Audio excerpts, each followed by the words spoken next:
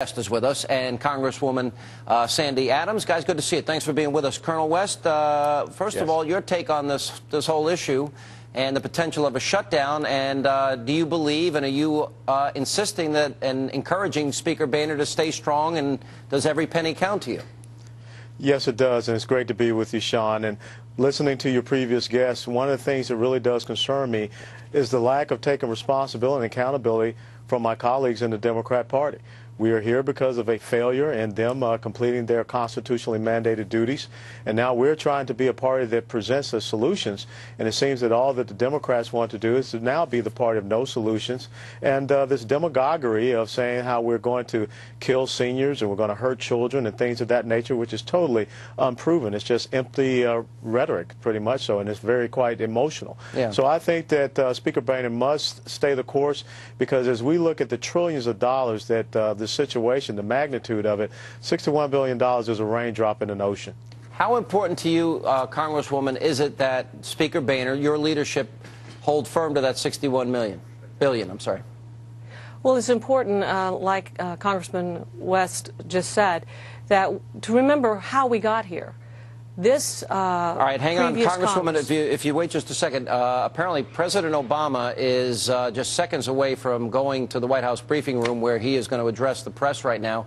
And the meeting that he just had with Speaker of the House John Boehner and Senate Majority Leader Harry Reid has ended, and we expect the president's going to go first. And then immediately after that, we also expect that John Boehner and Senate Majority Leader Reid will also be addressing the public. And as a matter of fact, here's the president. Oh, no, that's not the president. All right, let's go back. Congresswoman, go ahead.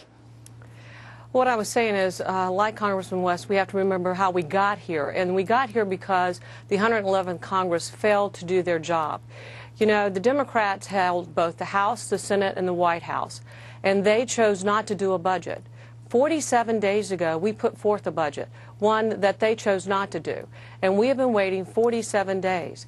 And it's nice that the president has now engaged, but it was 46 days before we saw any kind of movement in that direction. Yeah. And Colonel West, I mean, the rhetoric that's being used, Republicans don't want women to get breast cancer screenings. Republicans don't want clean air. Harry Reid actually said that.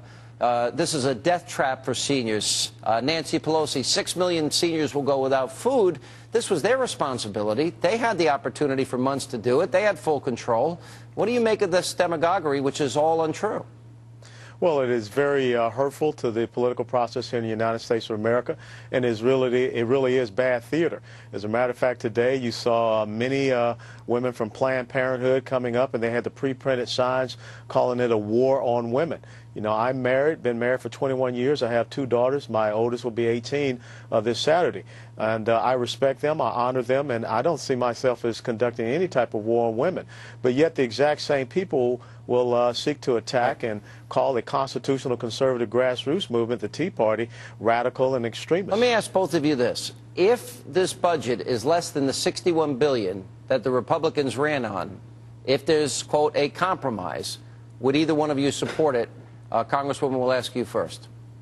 Well, I voted for the first budget, and I voted to reduce spending each time. And what you're going to see is we're going to continue to reduce the spending, because we understand that the American people sent us here to reduce the spending. We don't have a taxing problem in Washington, D.C. We have a spending problem, and we're here to reduce the spending. Yeah. Colonel West? Well, I'm pretty much understand that when you set the bar low, you will continue to drop low. And if we can't do a simple thing as far as cutting $61 billion when we're basically spending $4 billion a day, how can the American people trust us to move on to a bigger issue, which is the 2012 budget and the out years, where we're going after $6.2 trillion? So we've got to prove ourselves, and we must be able to do the small things before we're entrusted to go out and do the bigger things. Colonel, are you happy with Paul Ryan's $6.2 trillion that he is proposing in cuts? Yeah, I think it's a great start, and I think the important thing is that what he has looked to do is to tell the American people, we want to balance this budget, but we want to balance this budget without raising taxes, without affecting our seniors, and it's going to take 26 years to do that. And that's why you saw the Republican Study Committee show that if we wanted to balance this budget within 10 years, these are the effects that's going to happen as far as taxation and the effects upon our seniors. So what we have done, the Republican Party is no longer the party of no. It's the Democrats who are now the party of no solutions. Congresswoman, same question. Oh, I'm very supportive of his budget. I think that, as Congressman West said, it protects our seniors, 55 and above. You're not going to see any difference, and it does put us on a sustainable path. It is a true path to prosperity. By the way, we didn't get in this problem overnight. I'll get right back to you here, but we have just been given the 2-minute warning. The president just finishing a meeting with Speaker of the House John Boehner, Senate Majority Leader Harry Reid. In less than 2 minutes, we expect he'll take to the podium. When he does, we'll have all those comments live right here on the Fox News channel. Congresswoman, back to you. I didn't want to interrupt your answer. Well, like I was saying, we didn't get into this overnight. We're not going to get out of it overnight. And I think that Congressman Ryan has got a good path to prosperity for our country. And we are working towards letting our children have the same opportunities that we had. Yeah, we want to ensure their opportunities. Colonel West, what really scared me was some comments by the CBO that said that, you know, under any proposal, they don't see how we get to a balanced budget. What was your reaction to that? Well, that just lets you know the gravity of the situation that we're in. You know, Sean, when you look at these past 3 years, $1.42 trillion, $1.29 trillion, now $1.65 trillion in deficits. We have a $14.3 trillion debt. You know, that's one of the key things we must do. We've got to turn this economic fiscal ship of state around.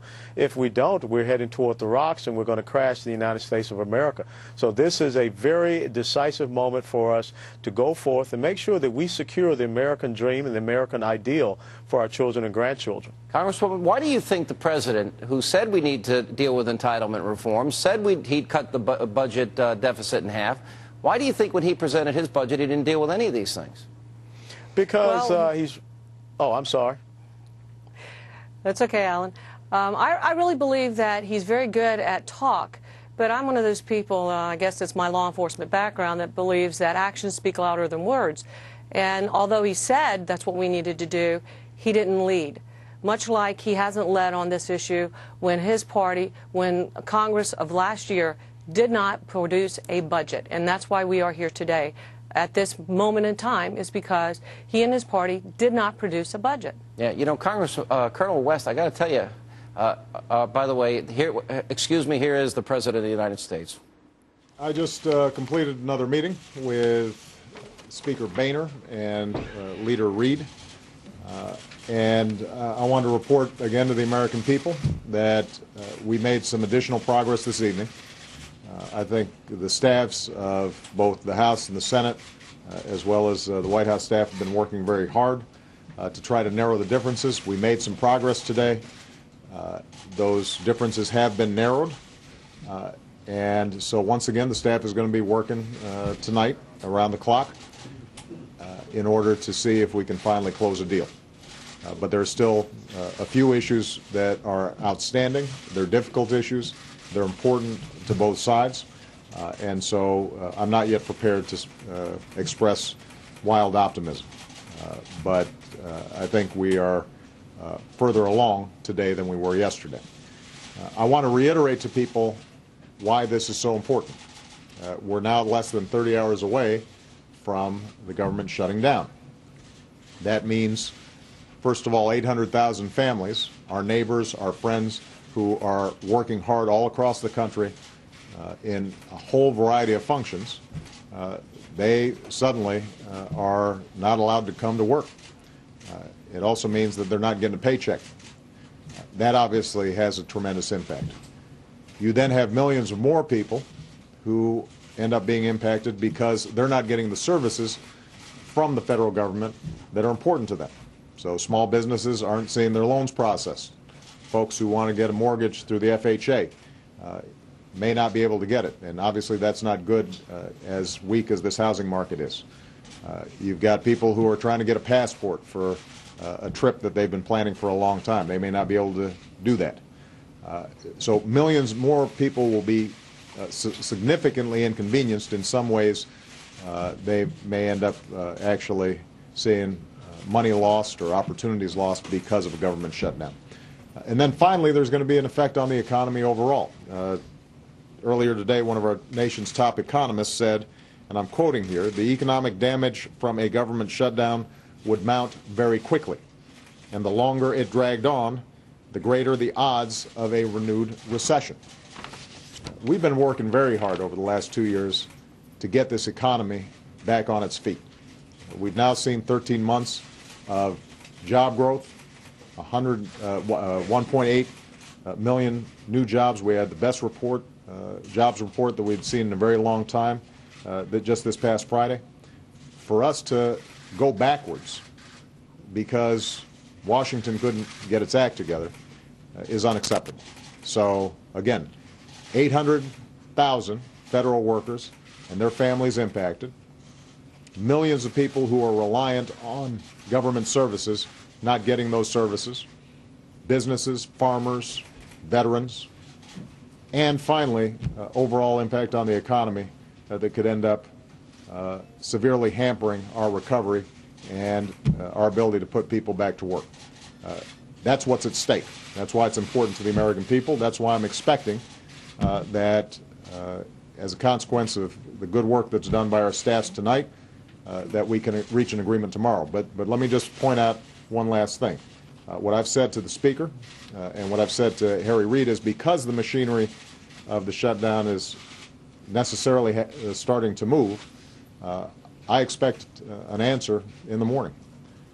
And my hope is that I'll be able to announce to the American people sometime relatively early in the day that a shutdown has been averted, that a deal has been completed that has very meaningful cuts in a wide variety of categories, that helps us move in the direction of living within our means, but preserves our investments in things like education and innovation, research that are going to be important for our long-term competitiveness. That's what I hope to be able to announce tomorrow. There's no certainty yet, but I expect an answer sometime early in the day. All right? Thank you very much, everybody. What are the outstanding issues? That's President Barack Obama reiterating what he just had coming out of a meeting with Speaker of the House John Boehner and Senate Majority Leader Harry Reid, reiterating that 30 hours we are away from a pending government shutdown. He talked about expecting an answer sometime in the morning. He talked at length at what is at stake here. He did talk about how progress has been made, how differences have been narrowed, and how they will be working around the clock to try and solve some of those differences. He said some of the outstanding issues, in fact, were significant, and that's why he would not express wild optimism. He talked about the impact it would have on the public and the 800,000 government employees that would temporarily be out of work. Now, Fox News has just received a joint statement from both Senate Majority Leader Harry Reid and the Speaker of the House John Boehner. That statement says, we have narrowed the issues. However, we have not yet reached an agreement. We will continue to work through the night to attempt to resolve our remaining differences. We return now to Colonel Alan West, who is back with us, and Congresswoman Sandy Adams. Colonel West, your reaction? Well, I have to tell you, Sean, I spent 22 years active duty service in the United States Army, and I saw more leadership capability out of a buck sergeant than what I just saw right there, because anyone can come and tell you about the issues, but true leadership is about coming with recommendations. And I think that once again, when you look at the fact that this original continuing resolution ran out back on the 4th of March, and we have not seen any activity, any movement from the White House, the buck does stop at the White House, because the leader of the United States of America is the president. And when you talk about the chief executive of this corporation that we call the United States of America, that's the president. So not only do we have a fiscal deficit in the United States of America, we also seem to have a leadership deficit. All right, Congresswoman, we'll give you the last word on this. I would agree. And one thing I noticed that he didn't mention was our military personnel, our men and women that are out there fighting every day to keep us safe here at home. And one of the reasons that we did what we did today to stop and try to prevent the government shutdown and protect our men and women in the military who are fighting 2 wars, and depending on how you want to describe it, I consider it 3 wars now. He never mentioned them, and I think that's a disservice. He did, however, mention it when he said he would veto that piece of legislation. He called it a distraction. I don't believe our men and women in the military are a distraction. All right, Congresswoman Adams and Colonel West, thank you both for being with us. We really appreciate it. We now check in with